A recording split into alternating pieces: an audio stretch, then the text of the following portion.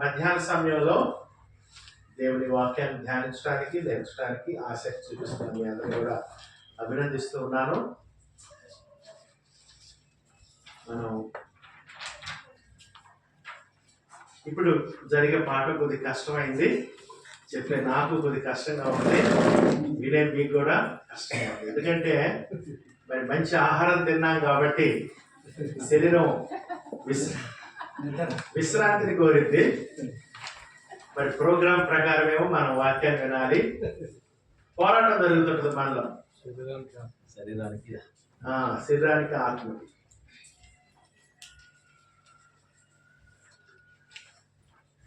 మంచిదండి, ఇంకో పాట నేర్చుకుందాం. మూడో పాఠం ఇది. ఈ పాఠం ఏంటంటే దేవుడు తన గ్రంథంలో ఒక స్త్రీ గురించి దేవుడు తన గ్రంథంలో తెలియజేశారు. బైబిల్లో ఉండినటువంటి ప్రతి క్యారెక్టర్ ఏదో ఒక విషయాన్ని మనకు నేర్పిస్తూనే ఉంటుంది.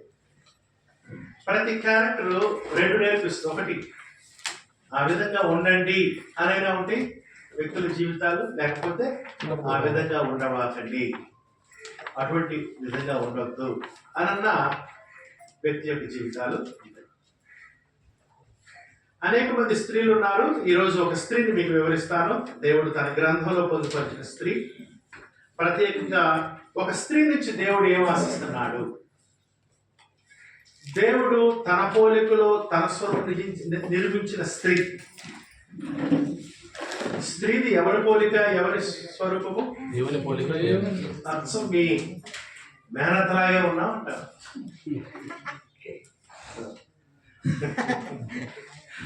అందుకని అసలు నీది ఎవరి స్వరూపం, ఎవరి పోలిక? మీరు అసలు దేవుని పోలిక, దేవుడి స్వరూపం ఇది. మీరు మీ మేనత కాదు, మేనమామ కాదు. నీ రూపం ఎవరిది? దేవుడు తన పోలికలో తన స్వరూపంలో మనల్ని నిర్మించుకుంటాడు. అందుకని మనం ఎవరి రూపంలో ఎవరి పోలికలో జీవించాలి? దేవుని పోలికలో.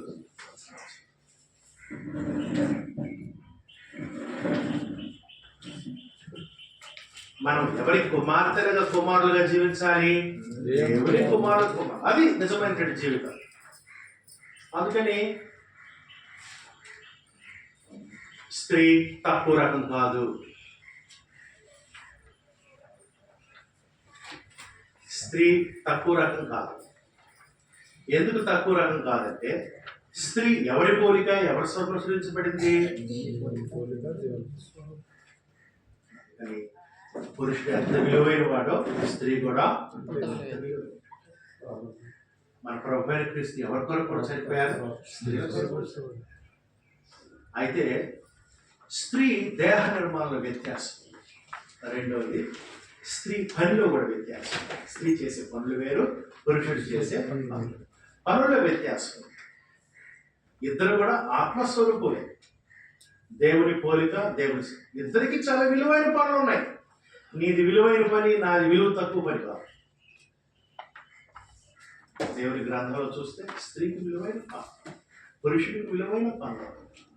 దేవుడు మనకిచ్చిన పనిని, బాధ్యతను గుర్తెరిగి వాక్యం ద్వారా వాటిని నెరవేర్చవలసిన వారు. అప్పుడు దేవుడు మనం మహిమపరుస్తాం, దేవుడితో నిత్య జీవాన్ని మనం అనుభవిస్తాం. అందుకని నువ్వు దుర్గమ్మ కాదు, దుస్తులు పట్టుకుని కూర్చున్నావు, అది కాదు. అది ఆ రూపాలు కాదు, అవన్నీ మనుషులు గీసిన రూపాలు. మీరు దేవుని పోలిక, దేవుని కుమార్తెగా జీవించవలసిన అవసరం. కొరింథీయుల 2వ పత్రిక తటస్థ వచనం ఇస్తున్నాను, అప్లై చేసుకోండి, హైలైట్ చేసుకుని కొరింథీయులు రాసుకోండి.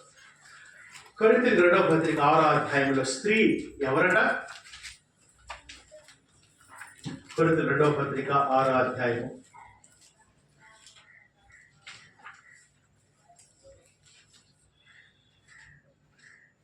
కొరింథీయుల 2వ పత్రిక 6వ అధ్యాయం 16-18. దేవుని ఆలయమునకు విగ్రహములతో ఏమి పొందిక, మనము జీవము గల దేవుని ఆలయమై ఉన్నాము. దేవుడు ఇలాగూ సెలవిచ్చుచున్నాడు, నేను వారిలో నివసించి సంచరితను. దేవుడే చెప్తున్నాడు, నేను వారి దేవుళ్ళ యందును, వారు నా ప్రజల యందును. కావున మీరు వారి మధ్య నుండి బయలువెళ్ళి ప్రత్యేకముగా ఉండి అపవిత్రమైన దాన్ని ముట్టకుడని ప్రభు చెప్పుచున్నాడు. మరియు నేను మిమ్మల్ని చేర్చుకొందును, మీకు తండ్రినయ్యుందును, మీరు నాకు కుమారులను కుమార్తెలయ్యుందురని సర్వశక్తి గల ప్రభువు చెప్పుచున్నాడు. రిలేషన్షిప్. అందుకని ఈ లోకంలో స్త్రీ జీవితంలో ఉన్నతమైనటువంటి సంబంధం ఏంటి? భర్తకు భార్యగా ఉంటుందా? దానికంటే ఇంకా ఉన్నతమైన పిల్లలకి తల్లిగా ఉంటుంది. దానికంటే ఇంకా ఉన్నతమైన సంబంధం. నీ సృష్టికర్తన దేవునికి, తన పోలికలో తన సృష్టించిన దేవునికి, నీ సమస్త ఆశీర్వాదాలకు మూలమైన దేవుని యొక్క కుమార్తెగా జీవించడం గొప్ప సహాయం.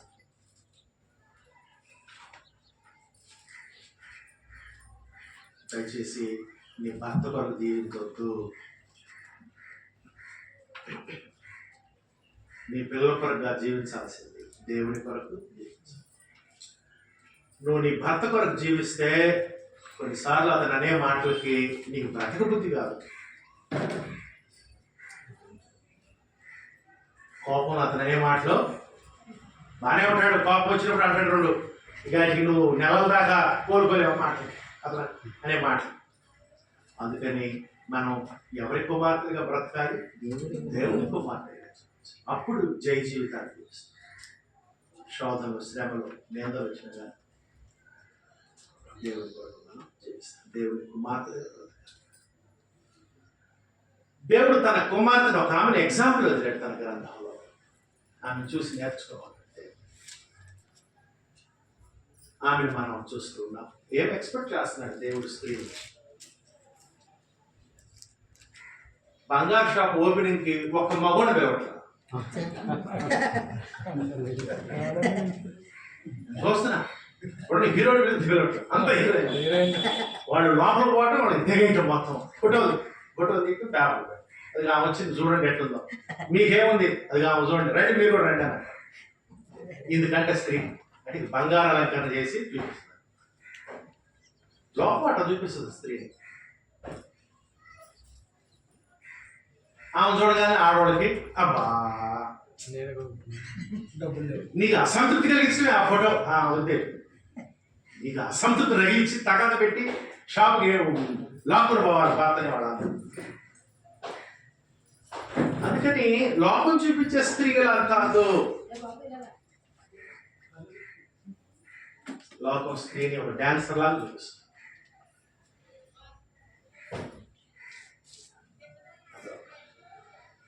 ఈ సమయంలో అసలు దేవుడు సృష్టికర్త నిర్మించిన స్త్రీ ఏం కోరుతున్నాడు? దేవుడు స్త్రీని నిర్మించడానికి ఉద్దేశం ఏంటి? ఆమె ఎటువంటి పని చేయాలి? ఆమె ఏ విధంగా దేవుడు స్త్రీ పట్ల కలిగిన ఉద్దేశాన్ని ఏ విధంగా ఒక స్త్రీ నెరవేర్చిందో దేవుడు తన గ్రంథంలో చాలా మందిని ఉంచాడు. ప్రభు చిత్తం అయితే వాళ్ళ గురించి మనకు చదువు. ఈరోజు మనకున్న ఇక్కడ జరుగుతున్న బైబిల్ స్టడీ ఒక స్త్రీ గురించి మనం స్టడీ చేయబోతున్నాం. ఎవరు? లిడియా అన్నాడు. ఈమె గురించి అపోస్తల కార్యములో 16వ అధ్యాయము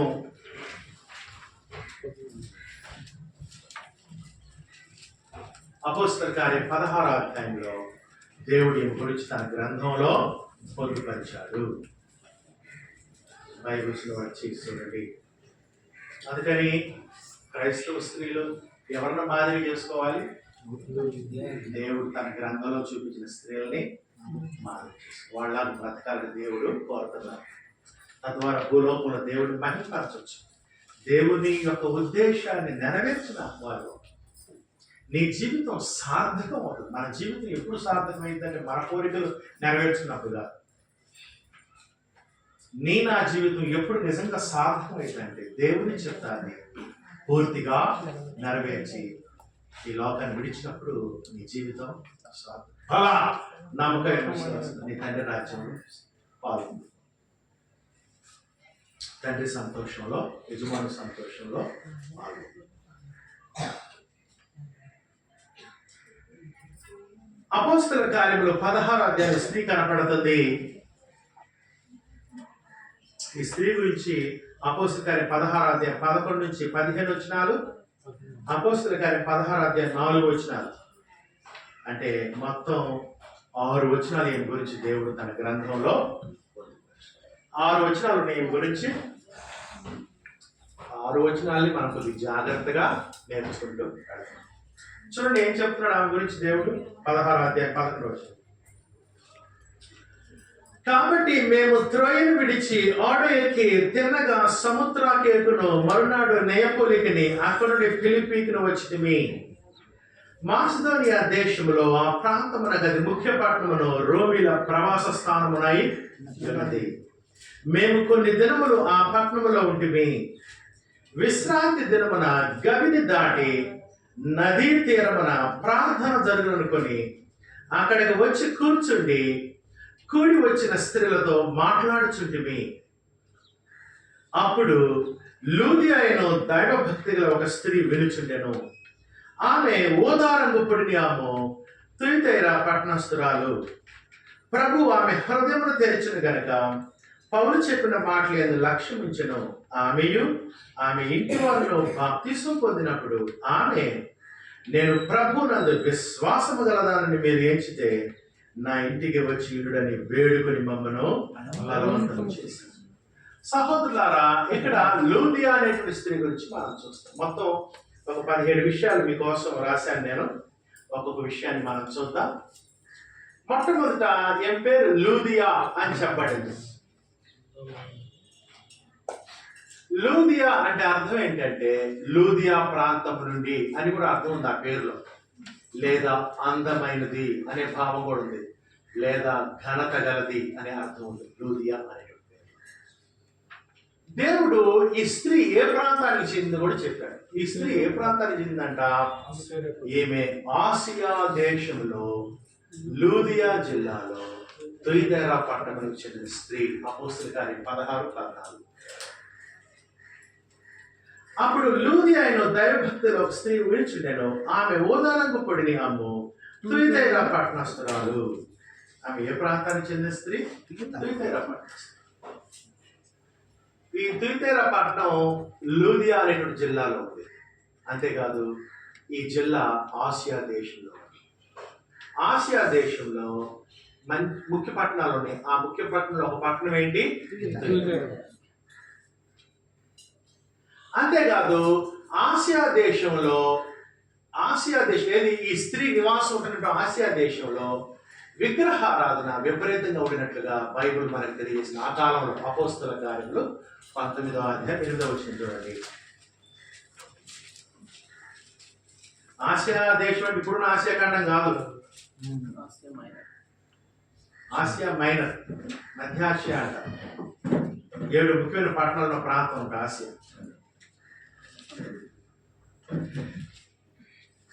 చూడండి ఆ ఆసియా ప్రాంతాలు అంటే, ఎందుకంటే ఆ ప్రాంతానికి చెందిన స్త్రీ కదా, అందుకని కొన్ని చోట్ల దేశం అన్నారు. మన ఆలోచన ఏంటంటే దేశం అనగానే భారతదేశం గుర్తు వస్తుంది, పెద్దది కాదు. దేశం అంటే చిన్న రాష్ట్రం అన్నారు. అవన్నీ కూడా చిన్న రాష్ట్రాలు. అందుకని ఆసియా రాష్ట్రంలో ఈ స్త్రీ ఉంటుంది. అయితే ఆసియా రాష్ట్రంలో విగ్రహారాధన ఎట్లా ఉందో దేవుడు తన గ్రంథంలో తెలియజేస్తాడు. అపోస్తలుల 19 చూడండి. తర్వాత అతడు సమాజ మందిరంలోకి వెళ్ళి ప్రసంగించు, దేవుడి రాజ్యమును గురించి తర్కించు, ఒప్పించు, ధైర్యముగా మాట్లాడుచు 3 నెలలు గడిపాడు ఎఫెసులో.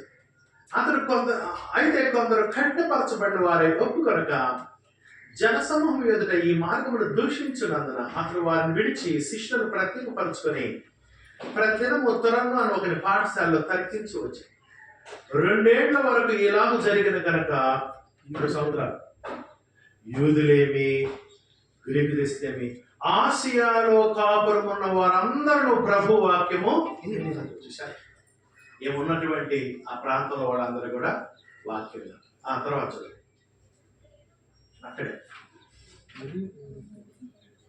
అక్కడే 21వ వచనం చూడండి. ఆ ఆసియా ప్రాంతం ఎట్లా చూద్దాం వాతావరణం, భక్తి విశ్వాసం ఎట్లా. ఇలాగ జరిగిన తర్వాత పౌలు మాసిదోనియా అకయ దేశుడు మార్గమున వచ్చి యెరూషలేమునకు వెళ్ళవాలని మనసులో ఉద్దేశించి, నేను అక్కడికి వెళ్ళిన తర్వాత రోమా కూడా చూడాలనుకున్నాను. అప్పుడు తనకు పరిచయం చేయించుండిన వారిలో తిమోతి ఎరస్తను వారిద్దరిని మాస్తోని తాను ఆసియాలో కొంతకాలము ఆసియా దేశంలో ఆ రాష్ట్రంలో ఉన్నాడు పౌలు గారు, అక్కడ సేవ చేస్తున్నాడు. ఆ కాలం మందు క్రీస్తు మార్గమును గురించి చాలా అలరి జరిగింది. ఎలాగనగా దేమేత్రి అని ఒక కంసాలి, అక్కడ కంసాలు ఉన్నాడంట. అదేం చేస్తున్నాడు చూడండి. అర్తమి దేవికి వెండి గుళ్ళను చేయించడం వలన ఆ పని వారికి మిగుల లాభము. అతను ఏం చేస్తాడు, ఈ ఆత్మిక సేవకు సంబంధించిన వెండి గుడిని తయారు చేస్తాడు. ఇది వీళ్ళు కొనుక్కొని వెళ్ళి దాన్ని పూజలో ఇంట్లో పెట్టుకుంటారు. ఆ వెండి గుళ్ళను, ఆ దేవి బొమ్మను. ఆ పని వారికి మిగుల లాభము కలుగు చేసాడు. బ్రహ్మాండ లాభానికి అమ్ముకుంటున్నాడు. అతడు వారిని అట్టి పని చే ఇతరులను గుంపుకూర్చి, అయ్యలారా, ఈ పని వల్ల మనకు జీవనం బాగుగా జరుగుతున్నదని మీరు తెలియను. అయితే ఎఫెసు పట్టణంలో ఆసియాలో ఎవరు ప్రకటిస్తున్నారు పౌలు గారు? చేతులతో చేయబడినవి దేవతలు కావని ఈ పౌలు చెప్పి, అది పౌలు గారు ఏమని చెప్పాడు? చేతులతో చేయబడినవి దేవుడు కాదు, దేవుడు కాదు అని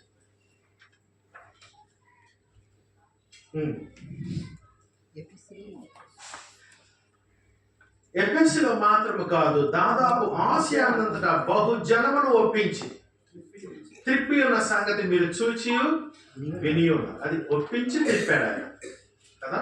మనం కూడా అట్లానే వాళ్ళు ఏం చేయాలి? వాక్యం ద్వారా ఒప్పించాలి. అవును, నిజమే కదా. మన చేతులతో దేవుడు మనల్ని చేశాడు. మన చేతులతో దేవుడు చేతులతో చేయబడిన వాటిని దేవత మనం పూజించాలి అని వాళ్ళని ఒప్పించి త్రిప్పాడు. మరియు ఈ మన వృత్తి అందు లక్ష్యము తప్పిపోవటే కాక, వాళ్ళ వరి అంత ఏంటి? వ్యాపారం పోతుంది. తర్వాత అక్కడ చూసారా, లక్ష్యము తప్పిపోవుట అన్నాడు. అంటే పౌలు గారు ఆ ఆసియా ప్రాంతానికి రాకముందు రోజుకి ఎన్ని బొమ్మలు అమ్మేవాడు? 100 అమ్మేవాడు. ఈ పౌలు గారు వచ్చిన తర్వాత డ్రాస్టిక్ గా తగ్గిపోయి 10 బొమ్మలు పోతుంది. అది లక్ష్యం ఏమైపోయింది? తగ్గిపోయింది. ఇదివరకు రోజు 100, ఇప్పుడు 10. కారణం ఎవరు? ఏం చేసిన బోధ. మనుషులు మారి పంట మారేసి తప్పిపోటీ గాక మహాదేవి అయిన అర్తమి దేవి అని వీళ్ళు ఎవరిని పూజిస్తారు? మహాదేవి. అంటే విగ్రహారాధన ఎట్లుంటుందంటే, వీళ్ళు విగ్రహారాధనలో సేమ్ మన కుటుంబాలు ఎట్లుంటాయి అట్టే ఉంటాయి. ఆ దేవుళ్ళు, దేవతలు, భార్యలు, పెళ్ళిళ్ళు, పిల్లలు, ఆస్తులు, అనుకోవటాలు, భార్య భర్తలు, భర్త పారిపోవడం, భార్య పడకూడదు, డెవలప్ ఇట్లా రాయి దండం.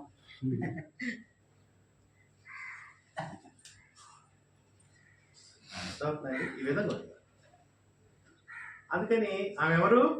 మహాదేవి, అర్తమి దేవి. గుడి కూడా తృణీకరింపబడి ఆసియానంతటా భూలోకమంతటా పూజింపబడుచున్న ఈమె. అది చూసారా?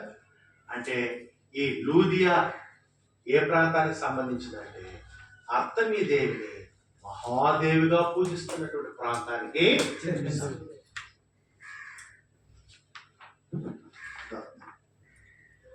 విధంగా పార్వతి టైప్ అనుకోండి కదా. మీ దగ్గర దుర్గమ్మ, మా దగ్గర బతుకమ్మ, ఆదిశక్తి, ఆ శక్తి, ఈ శక్తి రకరకాల పేరు.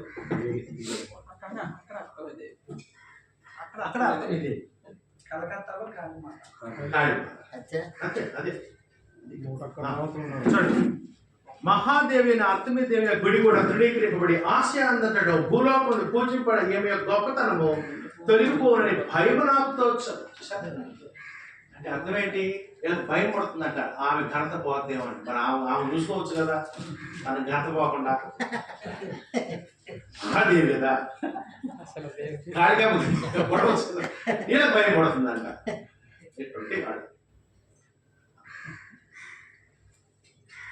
అందుకని వీళ్ళకి భయపడి ఏం చేస్తున్నారు చూడండి.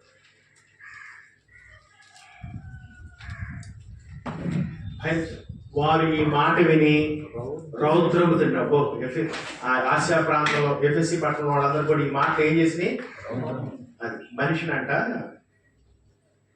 మనిషిని ఉద్రేకానికి పురికొల్పాలంటే ఏం చేయాలి? పొలం పేరన్నా ఎత్తాలి, లేకపోతే ఇంటి పేరన్నా ఎత్తాలి. అరే మన ఇంటి పేరు కొట్టాడంటారా అంటే సర్దుకొని పోతారు, కాలం తీసుకొని. లేకపోతే మతం అనేది తొందరగా అంటుకుంటారు.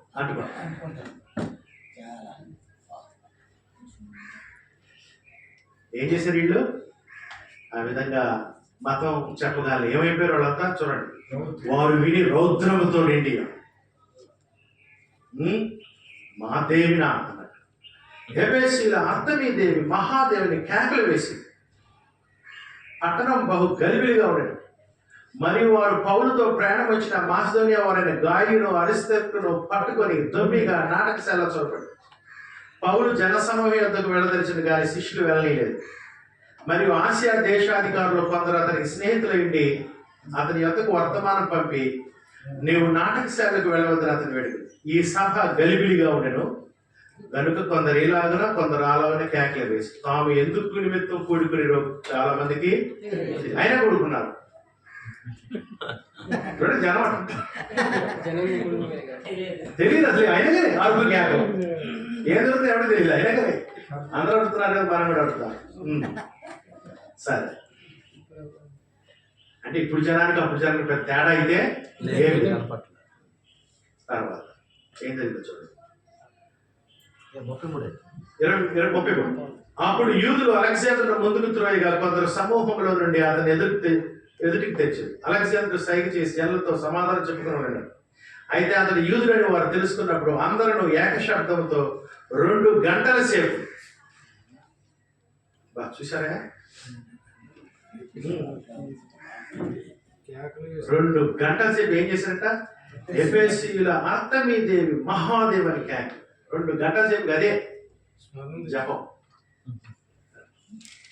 ఇటువంటి ప్రాంతానికి చెందిన స్త్రీ ఎవరు? అంత విగ్రహారాధనలో అటువంటి వారి మధ్య ఉన్నటువంటి స్త్రీ ఎవరు? అది ఆ దేశంలో ఆ ప్రాంతానికి చెందిన ఆ రాష్ట్రానికి. ఏ ఊరు చూద్దాం. ఈ ఊరేంటి? తులితెర ఎట్లుందో చూడండి. ప్రకటన గ్రంథం తులితెరలో క్రీస్తు కూడా ఉంది. అక్కడ సంఘం ఎట్లుందో చూడండి. అపోస్తుల కార్యములు ప్రకటన గ్రంథం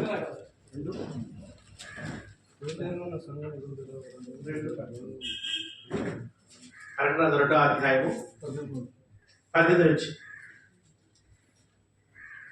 తుయితెరలో ఉన్న సంఘపు దూతకు ఇలాగ రాయం. అదిగోండి, తుయితెర అంటే ఎవరు ఊరిది? ఈ ఊర్లో సంఘం ఎట్టుందో చూడండి. తుయితెరలో ఉన్న సంఘపు దూతకు ఇక్కడ చెప్పిన 7 సంఘాలు ఆసియాలోని సంఘాలు. ఇవన్నీ విగ్రహారాధనతో బాగా ఇన్ఫ్లుయెన్స్ అయినటువంటి సంఘాలు ఇవన్నీ. అగ్నిజ్వాల వంటి కన్నులను అపరంజిని పోలిన పాదములు గల దేవుని కుమారుడు చెప్పు సంగతులు ఏమనగా దేవుని కుమారుడు క్రీస్తు ప్రభు తుయితెరలో ఉన్న సంఘానికి చెప్తున్నాడు. ఏం చెప్తున్నాడు చూద్దాం. నీ క్రియలను, నీ ప్రేమను, నీ విశ్వాసమును, నీ పరిచర్యను, నీ సహనమును నేను ఎరుగుదును. అది నాకంతా తెలుసు. ఇంకా నీ మొదటి క్రియల కన్నా నీ కడపటి క్రియలు మరి ఎక్కువైన ఎరుగుదును. ఫస్ట్ వాళ్ళు బాప్తిస్మ తర్వాత అప్పుడు కంటే కూడా ఇప్పుడు ఇంకా బాగా వాళ్ళు క్రియల్లో అభివృద్ధి చెందారు. అది నిజమైన అభివృద్ధి కదా. సంఘం బాగా అభివృద్ధి చెందుతుంది. అయినను నీ మీద తప్పు ఒకటి నేను మోపవలసి ఉన్నది. ఏంటా తప్పు ఈ సంఘం మీద? ఏమనగా తాను ప్రవక్త్రిని చెప్పుకొనుచున్న యెజబెలు స్త్రీని నీవు ఉండనిస్తున్నావు. ఎవరంట? యెజబెలు. ఏమని చెప్పుకుంటుందంటామా? నేను ప్రవక్త్రిని, దేవుని తరపున మాట్లాడుతున్నా, దేవుడు నాతో మాట్లాడాడు, దేవుడు మీకు చెప్పమన్నాడు, నేను చెప్తున్నా అని యెజబెలు స్త్రీ మాట్లాడుతుంది. అసలు ఈ యెజబెలు ఎవరు? మీ అందరికీ తెలుసు. అహాబ్ భార్య. ఏమి ఎవరంటున్నారు? ఏమే తూరు ప్రాంతానికి చెందినటువంటి స్త్రీ, సీదోను ప్రాంతానికి కదా.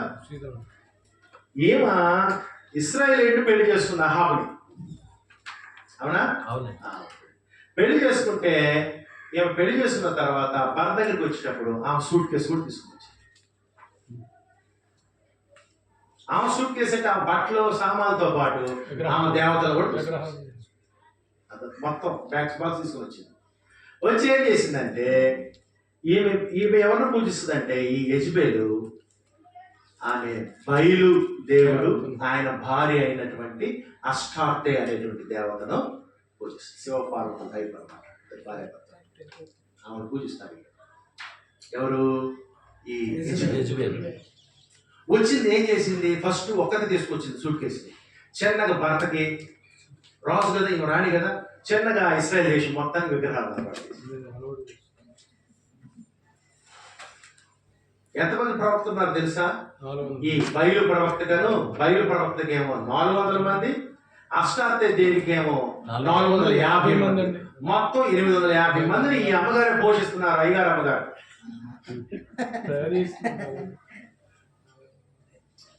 అంతేకాదు ఈమె ఏం చేసిందంటే, ఏలియా యెహోవా ప్రవక్త కదా, ఒక శబ్దం పోలిందేమో, రేపటిలోపు ఏలియాని లేకపోతే నా పేరు తిప్పెట్టుకోండి. ఈ దెబ్బకి ఏలియా పరిపాలి.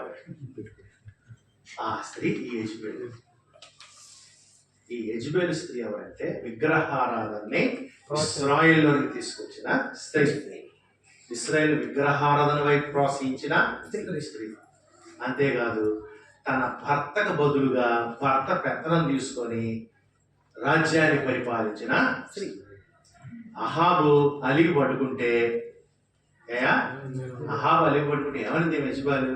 ఏంటి అలిగి పట్టుకున్నావు, అన్నం ఎట్లా చేయిందని అడిగింది. ఏముంది, నాబోతుని పొలం అడిగితే అప్పుడు ఏమంటది, నువ్వు రాజువు కాదా? అసలే బాధలో ఉన్నాడు మనిషి, మళ్ళీ ఎక్కిస్తుందా? నువ్వు వెళ్ళట్లేదా ఇశ్రాయేలుని? సరే ఏమన్నావే, నువ్వు అట్లా కూర్చో, నీకు బదులు ఇప్పుడు నేను పెత్తనం తీసుకుంటా అని దొంగపత్రాలు సృష్టించి నాబోతు ఉపవాస దినం ప్రార్థించలేదని ముద్ర వేయించి, రాజుగారి ముద్ర ఏమి తీసుకుంటుంది కదా రింగు, నువ్వు అటు కూర్చొని అంతా నేను చూసుకుంటాను ముద్ర వేయించి ఆడి చేసి ఏం చేసింది, నాబోతుని రాజుని కొట్టి చంపించినందుకు అర్థం ఏంటి తెలుసా? యెహోవా దేవునికి వ్యతిరేకంగా ప్రవర్తించాడని అబద్ధాన్ని గుర్తించి దాని ద్వారా నాబోతు ఎందుకంటే రాజుని కొట్టడం ఇశ్రాయేల్ పనిష్మెంట్ కదా. ఆ తర్వాత ఏలియా వచ్చి ఆమెతో కొన్ని చెప్పాడు. ఆ తర్వాత ఆమె కుటుంబం సర్వనాశనమైంది కదా. ఆమె అందుకని తుయితరాలు ఎవరున్నారు?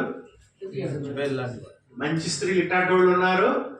యెజబెల్ లాంటి సంఘంలో ఉంది. ఆమె ఏం చేస్తుందంటే యెజబెల్ స్త్రీ లోకంలో ఉన్న విగ్రహారాధన, ఆసియా దేశంలో తుయితర ఉన్న విగ్రహారాధనని గ్రీస్ సంఘంలోకి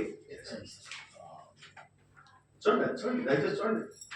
20 నీ మీద తప్పు ఒకటి నేను మోపవలసినది ఏమనగా, తాను ప్రవక్తను చెప్పుకొనుచున్న యెజబెలు స్థితి వండించిన జాతము చేయుటకును, ఒకటి విగ్రహములకు బలిచ్చిన వాటిని తిరుటకును, అది నా దాసులకు బోధించుచు వారిని మోసపరుస్తున్నది. అది విగ్రహారాధన వైపు ప్రోత్సహిస్తుంది. యెజబెలు ఎట్లయితే ఇశ్రాయేలుని ప్రోత్సహించిందో ఏమో కూడా అలంకార భాష యాక్చువల్గా ఆ ప్రవక్తి అనే ఆమె యెజబెలు పాత్ర పోషిస్తూ క్రీస్తు సంఘంలోనికి విగ్రహారాధనని ప్రోత్సహిస్తుంది. ఏం పర్లేదు, గురువారం ఇటు పోండి, ఆదివారం అటు పోండి, ఆదివారం అక్కడ తినండి, గురువారం ఇక్కడ చేస్తుంది. అంటే ఏంటి అర్థం? ఏంటంటే ఏమి ఏ ఊర్లో అయితే ఉందో ఆ ఊర్లో విగ్రహారాధన ఎంత తీవ్రంగా ఉందంటే విగ్రహారాధన బలవంతాన తుయితైర సంఘంలో కూడా చొచ్చుకొచ్చే విధంగా అంత అటువంటి ప్రాంతానికి సంబంధించిన స్త్రీకి లోది 2 గంటల సేపు ఎఫ్ఎస్సీల అర్థమీదేవి మహాదేవిని ట్యాంకులు వేసిన వాళ్ళకి ఎఫ్ఎస్సీ మాత్రంలో ఆసియా దేశం. అయితే ఆసక్తికర విషయం చెప్పంటారా, ఏమో కూడా బహుశా అదే ప్రాంతానికి చెందిన ఆమె కూడా ఏమై ఉండొచ్చు, విగ్రహాలు. ఎందుకంటే ఆమె పేరును బట్టి, ఆమె ప్రాంతాన్ని బట్టి ఆమె అన్ని రాళ్ళు కనపడుతుంది. అయితే లూదియా ఇటువంటి విగ్రహారాధనకు సంబంధించిన స్త్రీ అయి ఉండవచ్చు. ఎందుకంటే ఆమె ఆసియా ప్రాంతానికి చెందింది. తుయితెర పట్టణం, తుయితెర పట్టణ విగ్రహారాధన బాగా ఉంది. ఎంత బాగుందంటే క్రీస్తు సామాన్యం కూడా చూసుకొస్తుందంటే ఎంత తీవ్రంగా విగ్రహాలకు సంబంధించి. రెండోది, అయితే లూదియా నిజమైన దేవుని ఎరిగిస్తుంది. అపోస్తలుల 16 ఎవరయ్యా లూదియా? 16. అప్పుడు లూదియా దైవభక్తి గల ఒక స్త్రీ. అది ఎవరిమే? అంటే నిజమైన దేవుని యందు భయము భక్తి కలిగిన స్త్రీ. అందుకని దైవభక్తి గల పురుషుడు, దైవభక్తి గల మనుషుడు, దైవభక్తి గల స్త్రీ అని మీకు అపోస్తలుల కార్యాలు కనపడుతుంది. దాని అర్థం ఏంటి తెలుసా? వాళ్ళు అన్యులు నిజమైన దేవుని యందు భక్తి వారు. అది వదిలిపెట్టేసి మార్పు చెందారు అని అర్థం. ఓకేనా? అందుకని ఏమేం చేసింది? ఇప్పుడు తను ఎక్కడైతే పుట్టి పెరిగిందో ఆ ప్రాంతం విగ్రహాలను వదిలిపెట్టేసి ఆమె నిజమైన దేవుడిని ఎరిగినట్టు. అపోస్తలుల 16. ఎలా తెలిసింది ఏమకి? ఒక గొప్ప దేవుడి గురించి లూదియాకి ఏమండి ఎలా తెలిసి ఉంటుంది ఆమెకు? సేమ్ ఈ విషయాలు ఎవరికి తెలుసు? ఈ విషయాలు ఎవరికి తెలుసు? యూదులకు తెలుసు కదా, యూదులకి, ఇశ్రాయేలుకి. అందుకని ఏమే యూదులు ఇశ్రాయేల్ నుంచి తెలుసుకున్నాడు వచ్చాడు. ఇంకా వేరే అవకాశం. నిజమైన దేవుని గురించి ఎవరికి బాగా తెలుసు అంటే ఇశ్రాయేలుకి, యూదులకి. చూడండి, నిజమైన దేవుని గురించి ఏమని చెప్పాడు పౌలు గారు? అపోస్తలుల కార్యాలు 14:15. అపోస్తలుల కార్యములు 14:15. నిజమైన దేవుని గురించి విగ్రహాలతో మాట్లాడుతూ పౌలు ఏమని చెప్పాడు?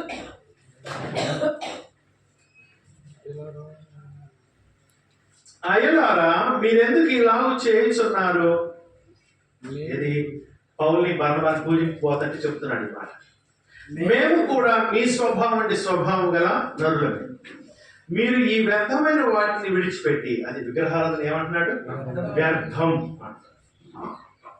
ఈ వ్యర్థమైన వాటిని విడిచిపెట్టి ఎవరి వైపు తిరగాలంట?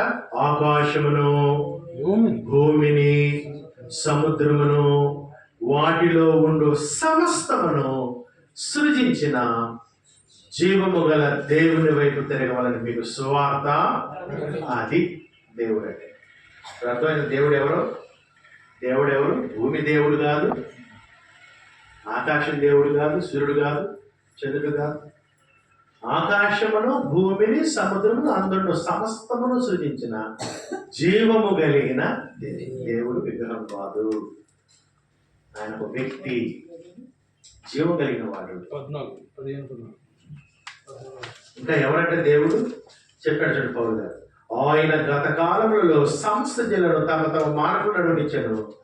అయినను ఎవరంటే దేవుడు? ఆయన ఆకాశుడు మీకు వర్షమును. దేవుడు ఎవరు? వర్షం ఇచ్చేవాడు.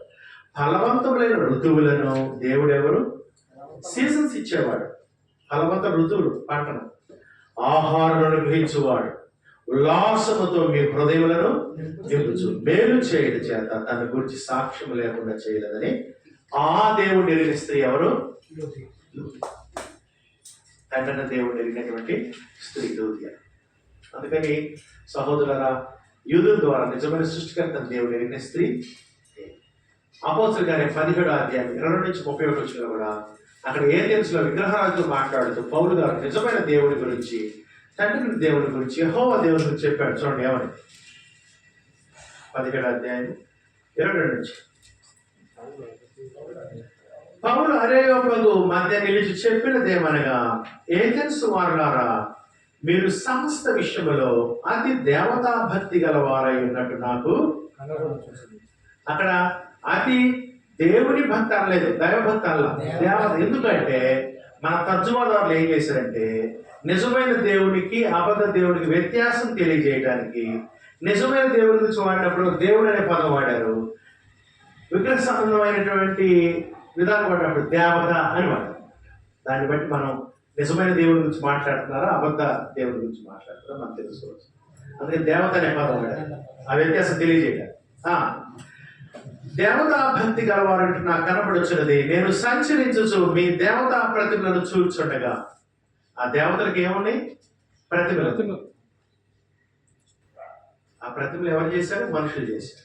ఒక బలిపీఠము నాకు దాని మీద తెలియబడిన దేవునికి అని వ్రాయబడింది. ఓకే, వాళ్ళకి దేవతకు అన్ని ప్రతిమలు ఉన్నాయి.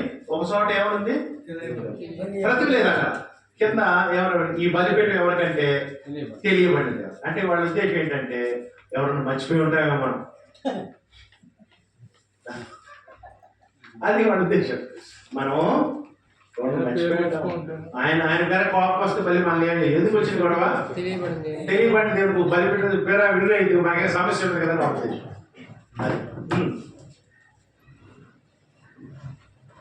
కాబట్టి మీరు తెలియక దేని యందు భక్తి కలిగి ఉన్నారో దాన్నే నేను మీకు తెలియపరచండి. నిజమైన దేవుడి గురించి చెప్తున్నాడు పౌలు గారు. వినండి, జగత్తును అందరి సమస్తమును నిర్మించిన అది అమ్మా. విగ్రహారాధనకి మనకున్న పెద్ద తేడా ఏంటంటే వాళ్ళు ప్రతి ఒక్కటి దేవుడి దేవత.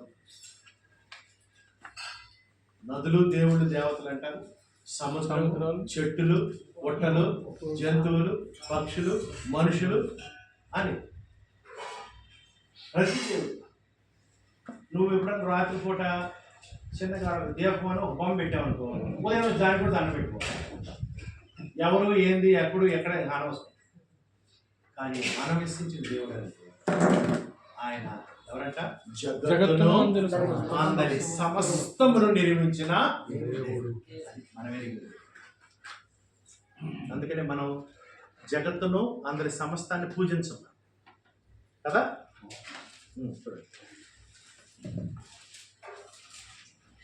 చూడండి 17వ అధ్యాయం. జగత్తును అందరి సమస్త నిర్మించి తానే ఆకాశమునకును భూమికి నీ ప్రభు అయినది. అది దేవుడు ఎవరు? ఆకాశానికి ఆయనే ప్రభు, భూమికి. జగత్తును అందరి సమస్త నుంచి దేవుడు తానే ఆకాశమును భూమికి ప్రభు. భూమికి కూడా దేవుడు ప్రభు. ఆకాశానికి సూచన ఆయన ప్రభు. ప్రభు అంటే ఆయన చెప్పు చేతలో ఉంటాయి, ఆయన యజమానుడు. అంటే ప్రభు అయినందున హస్తకృతములైన ఆలయంలో దేవుడు మనుషులు చేసిన వాటిలో నివాసం ఉన్నాడు. ఆయన దేవుడు ఎవరు? అందరికి జీవమును ఊపిరిని సమస్తమును దయచేయాలి. వరమ్మ దేవుడు మనకి సమస్తాన్ని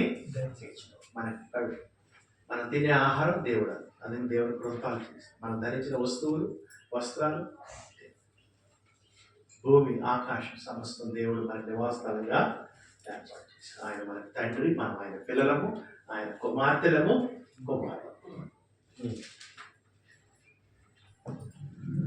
మరియు యావత్ భూమి మీద కాపురముటకు ఆయన యొక్క నుండి ప్రతి జాతి మనుషుల సృష్టి. అది దేవుడు ఎవరు? మొట్టమొదటిగా ఆదామును, తర్వాత హవ్వను చేసి ఈ గొప్ప మానవ జాతిని ఎవరి ద్వారా ఈ లోకానికి రప్పించాడు? దేవుడు. ఆదాము, ఆయన దేవుడు. సహోదరు ఎవరు? లూదియా.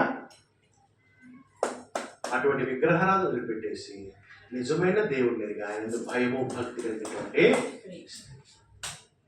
కదా. ఈనాడు ఇట్లాంటి స్త్రీలు మనకి అక్కడక్కడ సంఘాలు కనపడుతున్నారు కదా.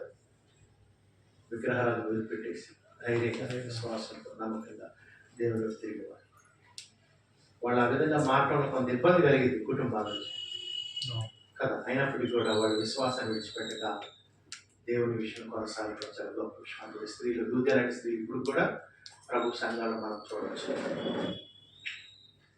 అంతేకాదు ఆమె యోధ మత భక్తి కలిగిన స్త్రీ, అంటే పాత నిబంధన ప్రకారంగా భక్తి కలిగినటువంటి స్త్రీ.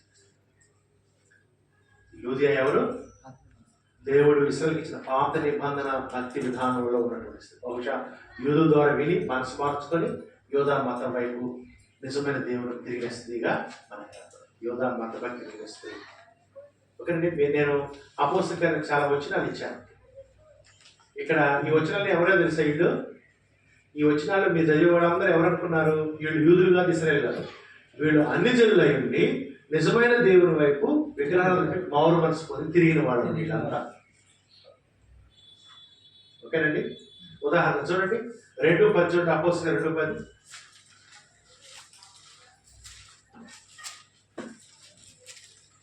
అపోస్తలుల 2:10. కురేనే దగ్గర లిబియా ప్రాంతం మీద కాపురమున్న వారు, రోమా నుండి పరవాసులకు వచ్చిన యూదులు, యోధా మత ప్రవిష్టులు. అంటే ఏంటి యోధా మత ప్రవిష్టులు అంటే? అంటే వాడి యొక్క విగ్రహారాధనను, మత విశ్వాసం వదిలిపెట్టేసి నిజమైన దేవుని వైపు, యోధా మతం వైపు, యోధా బోధ ప్రకారం నిజమైన దేవుడు తిరిగినటువంటి వాళ్ళని ఏమన్నారు? యోధా మత ప్రవిష్టులు. ఏమో కూడా అట్లానే ఈ స్త్రీ కూడా. ఇదే మనం చదివిన కొర్నేలి, ఆయన కూడా అట్లానే. ఇంకో వచ్చిన కూడా చూడండి 6:5 అపోస్తలుల 6:5.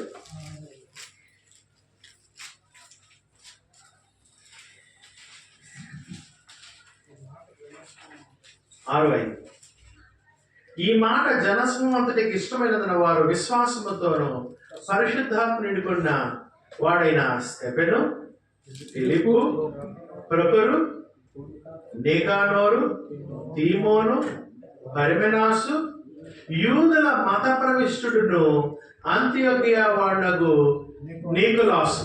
ఎవరు ఈ నీకులాసు? ఈ నీకులాసు అన్యుడు. తర్వాత ఏం చేశాడు? యోధా మత భక్తి విశ్వాసాలకు తిరిగాడు, లూదియాలాగా. ఆయన అన్నమాట ఆ 7గురిలో. ఓకేనా అయ్యా? 10:1 కొర్నేలి కూడా ఎవరు? దేవుని భక్తి వాడు. అపోస్తలుల 11:43 చూడండి. అపోస్తలుల కార్యం 11:43.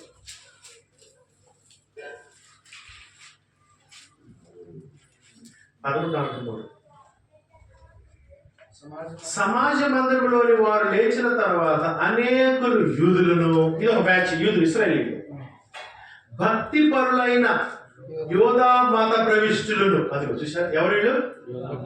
వీళ్ళు తమ యొక్క విగ్రహారాధనని, పితృపారంపర్య ఆచారాలు, సాంప్రదాయాలు, మత విశ్వాసం వదిలిపెట్టేసి నిజమైన దేవుని వైపు. ఓకేనా? లూదియా కూడా అట్లా. అందుకని బైబిల్ ఎటువంటి వారితో నిండిన పుస్తకం అంటే తమ మత విశ్వాసాన్ని మార్చుకున్న వారితో, బుక్ ఆఫ్ కన్వర్షన్స్, మారు మనసు పొందిన వాళ్ళతో నిండిన గ్రంథం. సరే, మిగతా వచ్చిన మీరు ఖాళీ కూడా చదవండి. తన లూదియా తన మత భక్తి విశ్వాసాలను మార్చుకున్న, ఇదివరకేమో డబ్బులు పెట్టి అత్తమీదేవికి ఆ బొమ్మల్ని, ఆ వెండితో చేసిన గుడిని కట్టుకొని చేసిన. నేను ఒక స్త్రీని చూశాను, విగ్రహారాలు, ఆ పూజ గది ఉంటుంది, విగ్రహాలు. అటుపోయి ఒక బొమ్మ తెచ్చి ఆడబెట్టింది, ఇటుపోయి ఒక బొమ్మ తెచ్చి ఆడు. నేను వాళ్ళతో అప్పుడప్పుడు ప్రార్థన పెట్టబడితే వెళ్తుంటాను. చేయి కడుక్కోవడానికి ఆ సింక్ దగ్గర పోతే ఆ పూజ గది చూస్తే పొంగి పొరుగుతుంటాయి బొమ్మలు. ఆ విధంగా అటువంటి మరి విగ్రహారాధన నుంచి తన మత ఏం చేస్తుంది తెలుసావా? ఏం చేస్తుందంటే శుక్రవారం రాగానే అన్ని బొమ్మలు ముందేసుకుంటుంది, చింతపండు తీసుకుంటుంది, రుద్దుతా ఉంటుంది.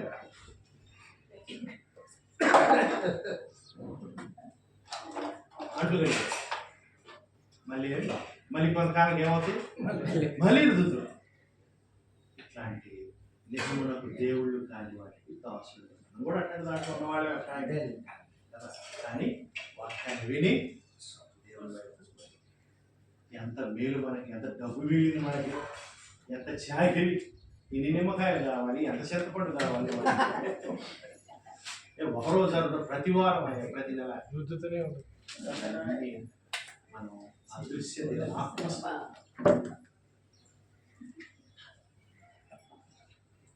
అందుకని ఈమెవరు? తన మత భక్తి విశ్వాసం మార్చుకున్న స్త్రీ. ఎక్కడి నుంచి ఎక్కడికి వచ్చింది? జీవముగల దేవుని వైపు. చూసారు విగ్రహారాధన ఏమన్నాడు? ముక్కు ఉంటుంది కానీ వాసన చూడదు, నోరు ఉంటుంది కానీ మాట్లాడదు. జీవముగల దేవుని వైపు పాతని తిరిగిన. ఇప్పుడు అర్థమైంది ఎందుకు దేవుడు ఆమె గ్రంథంలో ఎక్కించాడు అమ్మా. గ్రంథంలో వచ్చిన విషయాలు అలా ఉంటా ఉంటుంది. అందరికి మాదిరిగా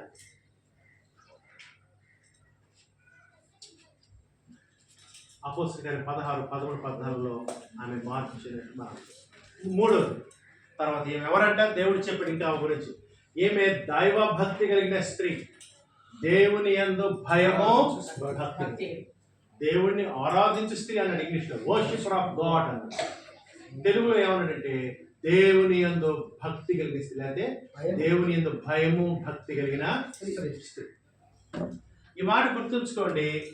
మనిషి జీవితంలో మార్పు అనేది ఎప్పుడు వస్తుందంటే ఒక సమయంలో వస్తుంది.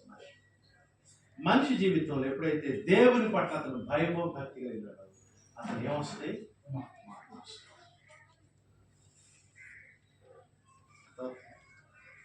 ఏంట్లో మార్పు వస్తుంది? జీవితంలో. అందుకని మనుషులు దేని గురించి తెలుసుకోవాల్సిన అవసరం ఉంది? దేవుని గురించి. మార్పు అనేది ముక్కులో పసర పోయటం వల్ల, శివులో పసర పోవడం ఏం కాదు. తుమ్ములు చేతులు ఎత్తి ఏమంటారు 2 రోజులు వాసన తర్వాత మళ్ళీ. నిజమైన మార్పు రావాలంటే ఏం చేయాలి? దేవుని పట్ల ఏమొస్తుంది? మనిషి దేవుని ఎరక ముందు జీవితం ఒక విధంగా ఉంటుంది, దేవుని ఎరిగిన తర్వాత జీవితం. అందుకని మనుషులు దేవుని ఎరగటం చాలా అవసరం. అందుకని ఏమెవరు? నిజమైన దేవుడిని ఎరిగిన స్త్రీ, దేవుడిని ఆరాధించి, దేవుడు అంటే భయము, దేవుని యందు కనుక భయం భక్తి కలిగి ఉంటే అనేక ప్రయోజనాలు ఉంటాయి మనిషి జీవితంలో అని ఎవరు చెప్పారు? సొలొమోను. ఎన్ని ప్రయోజనాలు దేవుని యందు భయభక్తి కలిగి. కొన్ని చూద్దాం చూడండి బైబిల్స్ ఉన్నవాళ్ళు. ఎందుకంటే లూదియా స్త్రీలో దేవుని పట్ల భయము, సామెతలు 1:7. సామెతలు 1:7.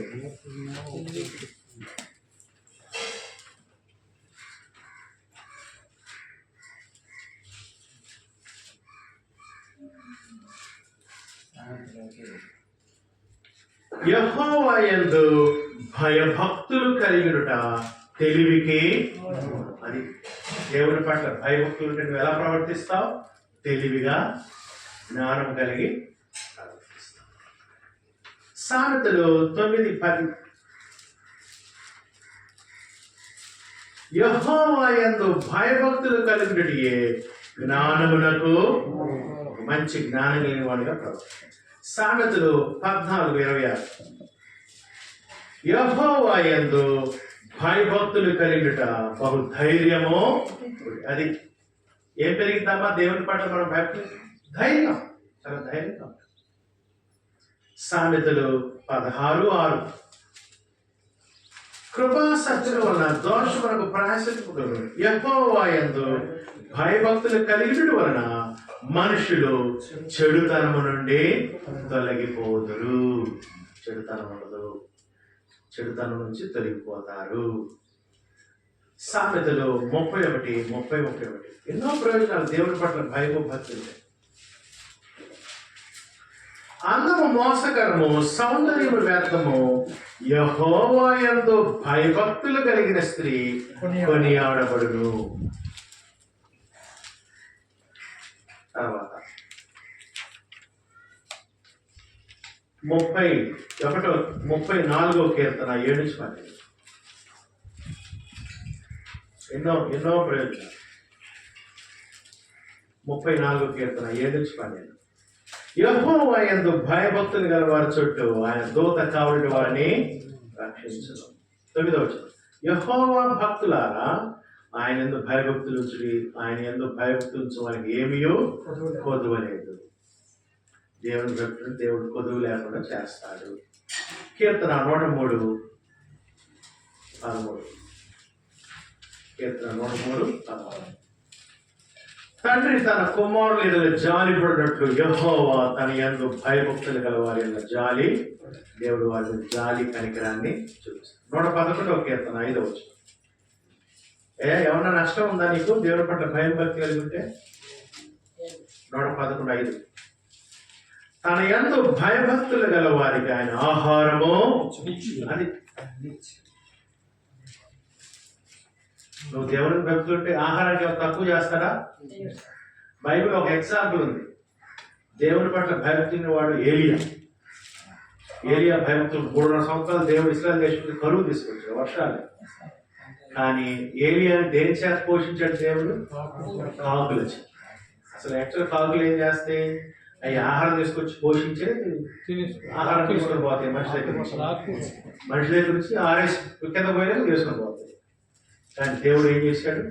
వాటి ద్వారా. అంటే అర్థమేంటి? దేవుడు తన భక్తుల్ని పోషిస్తాడు. దాని గురించి మనం వర్రి యేసు అదేగా మత్తయి సువార్త 6వ అధ్యాయం చెప్పింది. ఏమి తిందుమా ఏమి విచారించకూడదు, అన్ని జనులు విచారిస్తారు. మొదట ఆయన నీతిని, రాజ్యాన్ని మనం వెతకాలి. 115వ కీర్తన 13, 14. చిన్నపిల్లలు ఉన్నారు ఇక్కడ ఎవరన్నా? హవి లేడా? హవి వచ్చిన ఇది హవికి వచ్చిన 115, 13, 14. పిన్నలనేమి పెద్దలనేమి తన యందు భయభక్తులు గలవారిని యెహోవా ఆశీర్వదించు. యెహోవా మిమ్మును మీ పిల్లలను ఎప్పుడు దేవుని యందు భయము భక్తి. ఈ విధంగా చాలా వచనాలు ఇచ్చాను. తిమోతికి 1 పత్రిక 4:8. దైవ భక్తి ఎప్పటి జీవ విషయంలోనూ రాబో జీవ విషయంలో వాగ్దానంతో కూడినందున అన్ని విషయంలో ప్రయోజనకరము. ఆ విధంగా దేవుని భక్తులు ఉంటే అది గొప్ప లాభదాయకమైన జీవితం అని పౌలు తిమోతికి చెప్పారు. తిమోతికి 1 పత్రిక 6:11 గొప్ప లాభదాయకం, సంతుష్టి సహితమైన దైవ భక్తి గొప్ప లాభ సాధనమై దైవభక్తి కలిగి ఉండటం గొప్ప లాభం అని పౌలు తెలియజేశారు. ఈ విధంగా ఈమెవరు? దేవుని భక్తి అనిపిస్తుంది. ఆ తర్వాత సహోదరుల దేవుడు ఏమని చెప్పాడంటే, ఈమె పాత నిబంధన ప్రకారం భక్తి విశ్వాసాలు కలిగిన. ఈమె ఏ భక్తి విశ్వాసాలు? ఏమై పాత నిబంధన. అంటే ఆమె ఫిలిప్పి పట్టణంలో ఎప్పుడు కూడుకుంటున్నారు వాళ్ళు? విశ్రాంతి దినం, అంటే శనివారం, సబ్బాత్ దినం కూడికలకు వచ్చింది. అంటే అర్థం ఏంటి? ఈమె పాత నిబంధన ప్రకారం భక్తి శ్రద్ధలు కలిగదు. అపోస్తలుల 16:11 ప్రకారం విశ్రాంతి ప్రార్థన జరుగుతుంది, ప్రార్థనలో పాల్గొనుతున్నట్లు కనపడదు. అంతేకాదు ఈమె ఎవరితో ఉంది? భక్తిగా. అక్కడ చూడండి 16:13 చూడండి. ఈ లూదియా స్త్రీ ఎవరితో ఉందో చూడండి.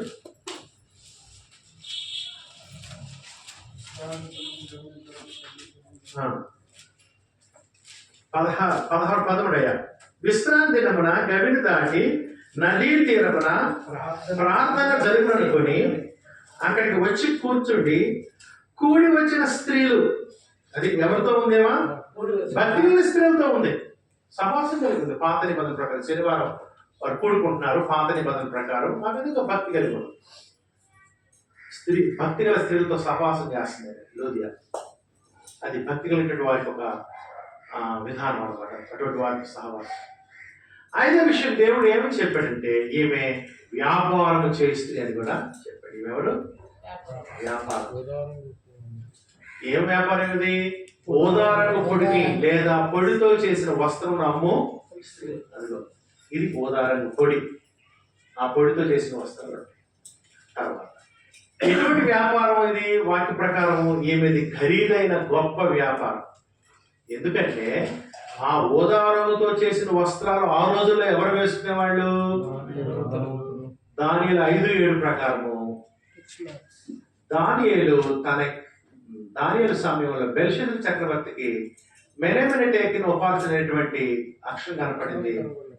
దాని భావం చెప్పమన్నాడు. ఆ భావం చెప్తే తన యొక్క సంస్థానంలో 3వ అధికారిగా సంస్థానం. అంటే అర్థం ఏంటంటే ఉదాహరణ వస్త్రం వేసి దానిలో 5:7 చూడండి. అంటే గొప్ప అధికారులు వేసుకునే రంగు అది. వస్త్రాలు ఎవరు పడితే వాళ్ళు వేసుకునేది కాదు. గొప్ప దేశానికి అధిపతులుగా అధికారులుగా ఉన్నవాళ్ళు వేసుకునే రంగు. దానియేలు 5:7.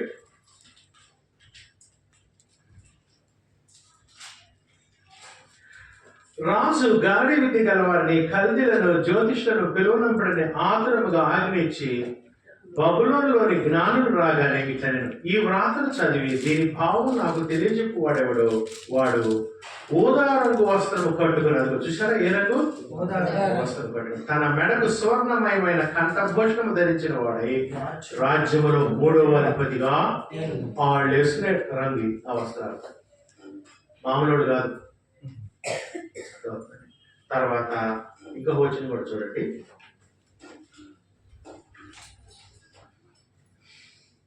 దాన్ని అయిపోయింది కదా. మార్కు 15:17 ప్రకారం రాజులు వేసుకునే రంగు కనపడుతుంది. యేసు ప్రభు యూదు రాజుగా హేళన చేస్తే ఆయనకి ఏ రంగు వస్త్రం వేశారు? 15 మార్కు 15:17. ఎందుకంటే ఇవన్నీ తెలిస్తే కానీ లూదియా గొప్పతనం ఏంటో మనకు అర్థం కాదు. మార్కు 15:17. ఆయన ఊదారంగు వస్త్రము తొడిగించి ముండ్ల కిరీటం పెట్టి ముండ్ల కిరీటమును ఆయన తల మీద పెట్టి ఊదారంగు వస్త్రం అంటే రాజులు వేసుకునే రంగు అన్నమాట. లూకా సువార్త 13:16-19 ధనవంతుడు ఏం చేస్తున్నారట? 16-19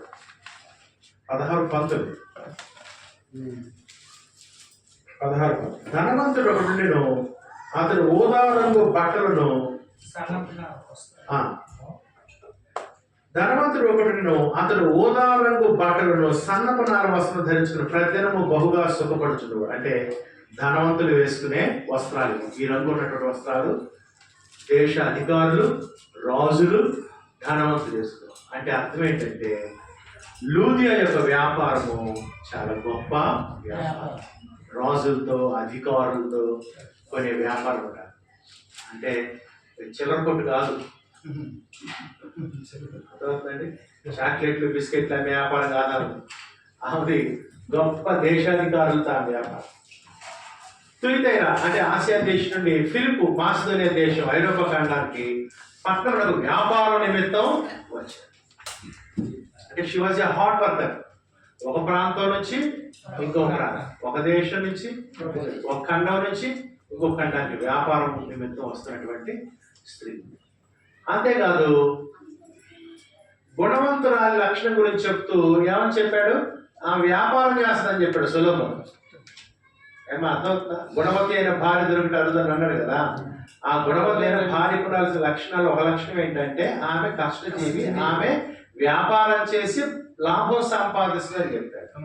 అంతేకాదు గుణవంతురాల స్త్రీ ఏం చేస్తారు? 2 వ్యాపారాలు చేస్తుందని చెప్పాడు అక్కడ స్త్రీ. చూడండి, ఆ గుణవంతుల 2 వ్యాపారాలు ఏం చేస్తుందో లూదియాలాగా. సామెతలు 31వ అధ్యాయం తీయటమ్మా.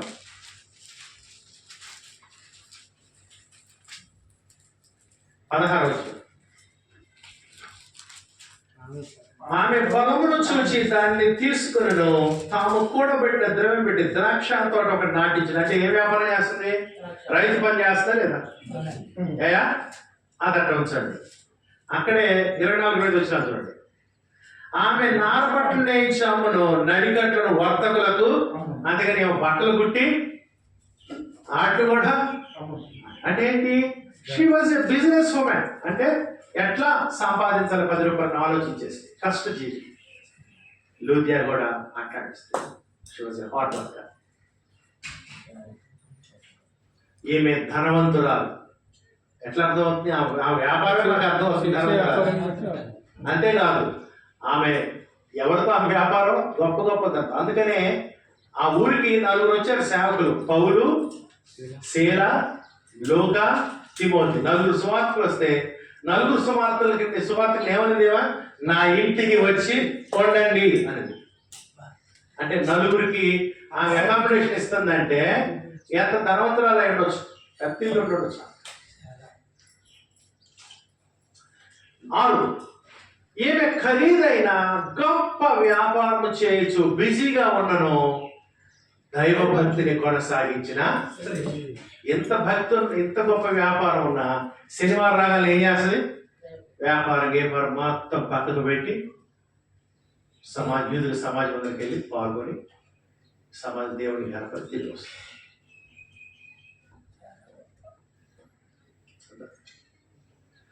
మరి అంత గొప్ప వ్యాపారం చేసి ఆమె పాత నిబంధన ప్రకారము యూదుల సమాజంలో మిస్ కాకపోతుంటే మరి క్రొత్త నిబంధనలో ఆదివారం సంఘ కూడికలకి మనం మిస్ అవ్వచ్చా? మిస్ కాకూడదు. ఆమె వ్యాపారం అనేది నీ చిల్లర కొట్టు, అది 2 కొట్లు, ఎక్కడ ఒకటి బజార్లో ఒకటి. ఆమె దేశాలు దాన్ని వ్యాపారం చేస్తుంది తన యొక్క భక్తిని బట్టికి. శనివారం రాగాలు ఏం చేస్తుంది? పాత నిబంధన భక్తి పరులు కాబట్టి పక్కకు పెట్టి దేవుడు. అందుకని ఆమె దైవభక్తి కలిగినటువంటి, దైవభక్తి అంటే ఎవరు? దైవభక్తి కలిగిన వాళ్ళకి ఆ ప్రవర్తనలో అది మనం చూస్తాం. ఆమెకి వ్యాపారం కంటే దేవుడి పట్ల భక్తి స్థితులు గొప్పగా కనపడుతుంది. లేకపోతే శనివారం ఏం చేసింది ఆమె? ఏమో 1 గంట వ్యాపారం 10 వస్తుంది కదా. అందుకని దేవుడు తన గ్రంథంలో ఎవరు చాలా ఘనపరిచాడు. మత్తయి సువార్త 2:1-5 వచ్చిన రాజుగారు పిలిచారు విందుకి. సాకులు చెప్పారా లేదా? విందుకి, రాజుగారి విందుకి అంటే దేవుడు పిలిచిన పిలుపుకి, దేవుడి రాజ్యం పిలుపుకి కొంతమంది ఏమన్నారు? నేను పెళ్లి చేసుకున్నాను రాలేను, నేను ఎద్దులు కొన్నాను రాలేను, నేను పొలాన్ని కొన్నాను దాన్ని చూడగలుగుతున్నాను. రకరకాల సాకులు, వీళ్ళందరూ సాకులు చెప్తున్నారు. లూకా 14:15. కానీ లూది అట్లాంటి. అందుకని వ్యాపారం చాలా డేంజరస్ అండి. తిమోతి 2:2 పౌలు ఏమంటే ఈ జీవన వ్యాపారంలో చిక్కుకొనబడి. వ్యాపారం ఎట్లుంటుందంటే చాలా శోధనగా ఉంటుంది. కొట్టు పూసే పోతావు, ఎప్పుడే కష్టం వస్తుంది. కొట్టు పూసి ప్రాంతం పోదాన్ని నువ్వు రెడీ అవుతాయి, కొట్టామా నాకు ఇది కట్టాలి, ఇది 100 రూపాయలు లాభం వస్తుంది కదా, మళ్ళీ కొట్టుపోయి బయలుపోయి మళ్ళీ కొడదు. కానీ ఏమట్లేదు, క్లోజ్ చేయడం దేవుడు. 7వ పాయింట్ చాలా ఇంపార్టెంట్ పాయింట్ చూడండి. అయితే ఇన్ని గొప్ప లక్షణాలు ఏమైనా ఉన్నా ఈమెకు దేవుడు క్రీస్తు ద్వారా ఇచ్చిన క్రొత్త నిబంధన విషయాలు, క్రొత్త నిబంధన చట్టము, క్రొత్త నిబంధన రక్షణ అంటే యేసుక్రీస్తు యొక్క శిలువ, మరణం, సమాధి, పునరుద్ధానం, ప్రభు ఏర్పడటం, రక్షకుడిగా నియమించబడటం, క్రీస్తు రాజ్యం, ఆయన సంఘం, రక్షణ, క్రైస్తవ జీవితం, క్రొత్త నిబంధన ప్రకారం ఆదివారం ఆరాధించడం, పరలోక సంబంధమైన శాశ్వత ఆత్మీయ ఆశలు దేవుడు క్రీస్తు ఇవ్వటం, తీర్పు, నిత్య శిక్ష మొదలగు విషయాలు ఏమిటి అసలు తెలియదు. అంటే ఒక మాటలో ఆమెకి క్రొత్త నిబంధన తెలియదు. కానీ ఏమి ఇక్కడ వ్యాపారం చేస్తూ నదీ తీరాన ప్రార్థన కూడికి చేరింది. చూసారు, ఇక్కడ నదీ తీరంలో ప్రార్థన జరుపుకొని వచ్చిన అక్కడికి క్రొత్త నిబంధన సువార్తకి వచ్చారు. ఎవరు? 4 వచ్చారు. అపోస్తలులైన పౌలు, శీల, లూకా, తిమోతి 4 వచ్చారు. ఆ బాధ వినడానికి వెళ్ళిందండి పాత నిబంధన అంటే ఆ బాధ వినడానికి వెళ్ళింది. అట్లని కాదు, ఎప్పుడైతే నువ్వు దేవుని పట్ల నిజమైన భక్తి శ్రద్ధ కలిగి ఆసక్తితో ఉంటావు, దేవుడు నీకు పరిస్థితులు అనుకూలపరుస్తాడు. తన యొక్క సర్వసాధ్యమైన అర్థమవుతున్నా. ఉదాహరణకి నపుంసకుడు ఏం చేస్తున్నాడు? ఆరాధించాడు విషయంలో, అంటే పాత నిబంధన ప్రకారం. కానీ గ్రంథాన్ని చదివి ఏమంటున్నాడు? ఏది నాకు అర్థం కావట్లేదు అని ఆసక్తితో, అత్యాసక్తితో. సార్ నీకు ఆ ప్రయత్నం చేస్తే అయిపోద్ది, నువ్వు తెలుసుకుంటావు. అర్థమవుతుంది. అది కాకుండా బైబిల్ పుస్తకాలు కింద పెట్టుకుని దొరకకుండా కొట్టి ఎవడదు. నువ్వు కొద్దిగా ప్రయత్నం చేస్తే దేవుడు నీకు పరిస్థితులు అనుకూలం. నీ నుంచి కొంత స్పందన కావాలి. ఎవరు ఎట్టుంది, ఎంత భక్తి శ్రద్ధలు ఉన్నాయి. దేవుడు అంటే వాళ్ళు చిన్నగా సమస్యలు. జకయ్య ఉన్నాడు, కొట్టివాడు. ఏదో ఒక విధంగా యేసును చూడాలనుకున్నాడు. జనం గొప్పగా కూడారు. ఆయన నేను చూడాలనుకొని మేడి చెట్టుకి చాలు. నీకు ఆ ప్రయత్నం ఉంటే సర్వసత్వం నడిపించుకోవాలి దేవుడు. అది జరిగింది. నువ్వు మానవ ప్రయత్నం చేస్తే దేవుడు తన ప్రయత్నాన్ని చేసి నువ్వు నిత్య జీవితం వరకు కనిపిస్తుంది. అందుకని అయితే ఆమె ఏం చేస్తుంది? ప్రతి శనివారం దేవుడి సన్నిధికి కదా. ఎంత గొప్ప వ్యాపారం. అయితే దేవుడు అక్కడికి ఎవరిని పంపించాడు? సువార్తికులు. అందుకని 7వ విషయం ఏంటంటే ఈమెకి పాత నిబంధన ప్రకారం భక్తి పర్రాదు. కానీ ఈమె ఏ కాలంలో ఉందంటే పాత నిబంధన దేవుడు తీసేసి కొత్త నిబంధన చట్టం తన కుమారుడు ధరించిన కాలంలో ఏముంది. ఈమె పాత నిబంధనలో జీవించి పాతలో చచ్చిపోయింది అనుకున్నది అధికారంలో ఉన్నప్పుడు చక్కగా పరలోకానికి వెళ్ళిపోతారు. కానీ ఇప్పుడు ఏ కాలంలో ఉందామే? దేవుడు పాత నిబంధన తీసేసి దాని స్థానంలో తన కుమారుడి ద్వారా కొత్త చట్టాన్ని ఇచ్చినటువంటి కాలం. అందుకని ఇప్పుడు ఆమె ఏం చేయలేమా? ఆ కొత్త చట్టం తెలుసు లోపడాల్సిన అవసరత. ఆ కొత్త చట్టాన్ని తెలియడానికి అక్కడికి ఎవరు వచ్చారు? అపోస్తలుడైన పౌలు, ఆయనతో పాటు సువార్తికులు. మత్తయి సువార్త కొత్త నిబంధన గురించి కొన్ని విషయాలు. మత్తయి సువార్త 28:18 ఎవరైనా ఇస్తారు? పరలోకమందును ఇంకొక 5 నిమిషాలు అయిపోతుంది. ఒక్క నిమిషం ఇది ఒక పాయింట్ చెప్పేసి వచ్చేసి మత్తయి సువార్త 28:18 ఏమన్నాడు అక్కడ? పరలోకమందును భూమి మీద సర్వాధికారము కాబట్టి సమస్త జనుల శిష్యులుగా తండ్రి యొక్క కుమారుడు నేను మీకు ఏ సంగతులు వాటిని చూసారు. కొత్త నిబంధన తర్వాత మార్పు 16:15 సర్వలోకానికి వెళ్ళి సర్వసృష్టి సువార్త నమ్మిన వారికి ఆ కొత్త చట్టం అమల్లోకి వచ్చింది ఇప్పుడు. ఆ తర్వాత అపోస్తలుల 2:36 చదవండి.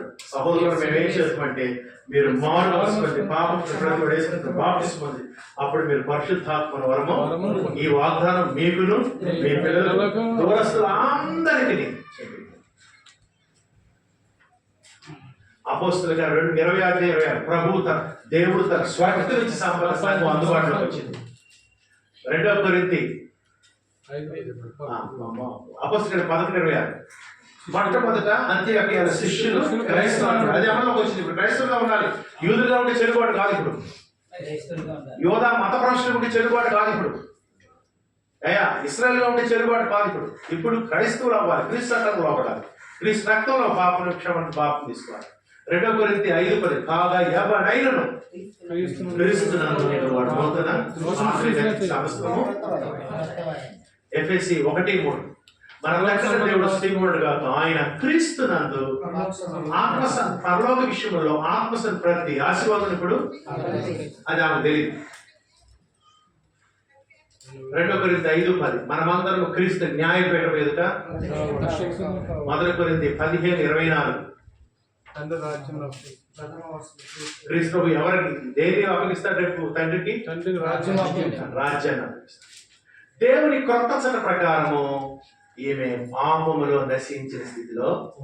పాత చట్ట ప్రకారం అయితే కొత్త చట్ట ప్రకారం తీర్పు తీర్చినప్పుడు అబ్రహాముని పితరుల చట్ట ప్రకారం తీర్పు తీరిస్తే కరెక్టే. మోషే ధర్మశాస్త్ర ప్రకారం తీర్పు తీరిస్తే పాపం. మోషే ధర్మశాస్త్రం దావీదు పాత నిబంధన చట్ట ప్రకారం కరెక్టే. కొత్త నిబంధన చట్ట ప్రకారం తీర్పు తీరిస్తే అట్లా ఇప్పుడు కొత్త నిబంధన అమల్లో ఉంది కాబట్టి దేవుని కొత్త చట్ట ప్రకారం ఏ స్థితిలో ఉందంటే నశించింది. ఎందుకంటే ఆమె తన పాపాన్ని క్రీస్తు రక్తంలో దేవుడు ఏర్పాటు చేసిన లోక పాపములను మోసుకొని పోయే దేవుని గొర్రెపిల్లను ఆమె తన పాపములను కడుతుంది. అర్థమవుతాయా? ఇప్పుడు దేవుని నీతి ఎక్కడుంది? క్రీస్తునందు మాత్రం. అయితే ఆశ్రిత రీతిలో దేవుడు ఆ పరిస్థితిని అనుభవించాడు. ఆమె ఎలా స్పందించింది చూద్దాం. అందరికీ హృదయపూర్వకంగా